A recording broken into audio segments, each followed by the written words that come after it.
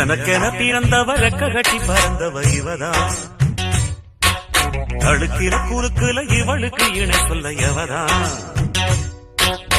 ஊரையெல்லாம் இவதானே கூவி அழைச்சா. ஆசை மாம இவன் தான் பாட்டு படிச்சா. எம்மாடியோ